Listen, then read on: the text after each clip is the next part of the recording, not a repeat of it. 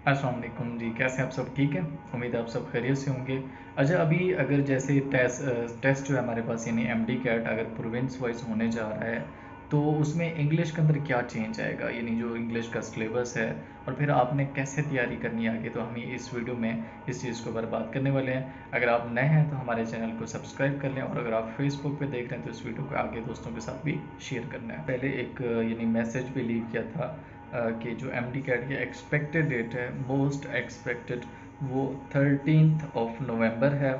और ये भी कहा जा रहा है जो एम डी कैट है वो पेन और पेंसिल वाला होगा, यानी फिजिकल होगा, उसमें आपको कार्बन कापी भी दी जाएगी, और उसमें 200 MCQs की ब्रेक डाउन होगी, और उसमें कोई भी यानी नेगेटिव मार्किंग भी नहीं होगी, एज लाइक जैसे यूएचएस पंजाब में यूएचएस होगा, और केपीके के अंदर ईटा होगा, बलूचिस्तान के अंदर मेरे ख्याल में यूएचएस होगा, उनकी जो अपनी कंडक्टिंग बॉडीज़ होती है।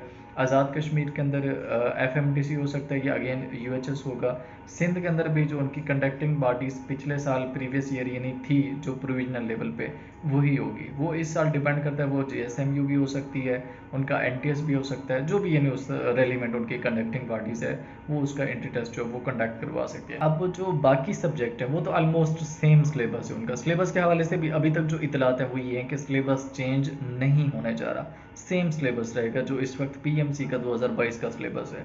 और अब मैं आपको ये भी बताता चलूँ, 2019 में यानी जब प्रोविंस वाइज टेस्ट हुआ था, यूएचएस का भी यही सिलेबस था। इवन जब पीएमसी आई है तो उसने 2-4 सिलेबस में कमी की है, यानी टॉपिक्स के अंदर या यूनिट्स के अंदर, या इवन चैप्टर्स भी उन्होंने डिडक्ट कर दिए हैं। लाइक जैसे फिजिक्स में फिजिक्स सब सॉलिड वाला यूनिट था 2019 फिजिक्स में, अब वो इंक्लूड ही नहीं है। इस तरह से और भी यानी फिजिक्स के जो यूनिट है फर्स्ट ईयर के वो इंक्लूड नहीं है। केमिस्ट्री के जो लास्ट वाले 2-3 यूनिट थे वो 2019 में वो इंक्लूड थे, लेकिन अब वो इंक्लूड नहीं है।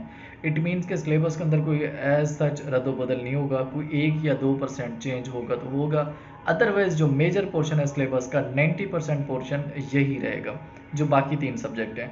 अब मसला आता है इंग्लिश का, कि इंग्लिश के अंदर आपने कैसे प्रिपेयर करनी है। इंग्लिश की जहाँ तक मेरी बात हुई है, यानी इस तरह से रेलिवेंट और ट्रस्टेड सोर्सेज से, वैसे पाकिस्तान है यहाँ पे यकीन तो किसी को नहीं होता जब तक वो चीज़ हो ना जाए, क्योंकि यहाँ पे अनसर्टेनिटी इतनी ज़्यादा है कि वो जो रियलिटी होती है वो उसमें छुप जाती है। जब कोई बंदा रियल में बात करे तो वो कहता है ये देखो ये पागल क्या बातें कर रहे हैं। तो जो इंग्लिश का सिलेबस है इस साल भी वो सेम है, वो जो यूएचएस का पैटर्न था या ईटा वगैरह का होता था जैसे पहले, वो अब वैसा पैटर्न नहीं है। मतलब जो इंग्लिश इस वक्त की है आपने ऐसी की ऐसे तैयार करनी है। इसमें एक चीज़ का आपने इजाफा करना है, वो कैब है। जो यूएचएस की 2019 में वो कैब थी वो इस बार इंक्लूड होने जा रही है। मतलब ग्रामर का पोर्शन वही सेम है, जैसे टेंसेस वगैरह है, उसमें सब्जेक्ट वर्ब एग्रीमेंट है, प्रेपोजिशन आर्टिकल ये वाले, उसमें पंक्चुएशन भी है।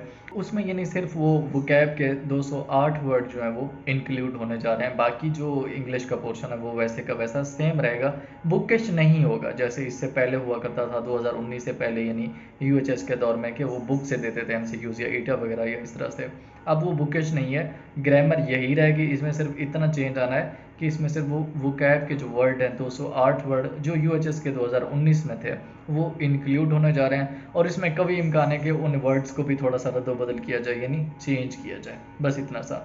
अब अगला सवाल आता है कि सर आपने पढ़ना कहाँ से है। तो मेरा सेशन जो न्यू सेशन है वो अल्हम्दुलिल्लाह स्टार्ट होने जा रहा है 28 सितंबर से। आप इस सेशन को ज्वाइन कर सकते हैं इस गिवन व्हाट्सअप नंबर से, और इंशाल्लाह इसमें मैं आपको फिर बाकी जो सारी डिटेल है सेशन की वो जब आप मुझे व्हाट्सअप पे मैसेज करेंगे तो मैं आपको बताऊंगा। कोई इतनी लंबी चौड़ी फीस नहीं है, ऑलमोस्ट ये तकरीबन 20 दिन का सेशन होगा हमारा। पहले मैं 7-8 दिन का करता था, क्योंकि अब इसमें वो कैब शामिल हो चुके हैं, और आपको पता है वो कैब से रिलेटेड कम से कम 7 या 8 MCQs होते हैं, और वो 3 टाइप के होते हैं।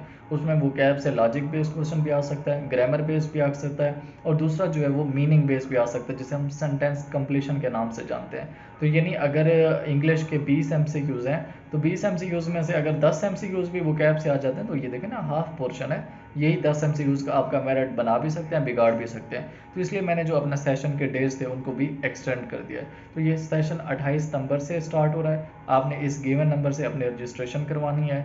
इंशाल्लाह इससे आपकी जो इंग्लिश की प्रेप है वो कंप्लीट हो जाएगी। मेरी जो क्लासेज हैं वो जूम के ऊपर होती हैं, और डेली बेसिस पे होते 40 मिनट्स का यानी लेक्चर होता है। तो 40 मिनट मतलब महंगा कोई सौदा नहीं है। अगर आप इंग्लिश के लिए 40 मिनट्स डेली बेसिस पे निकालते हैं तो मेरे ख्याल में इससे और अच्छी बात क्या होनी चाहिए। और बाकी इंशाल्लाह जो भी अपडेट होगी वो आपके साथ जो है वो लाजमी शेयर की जाएगी।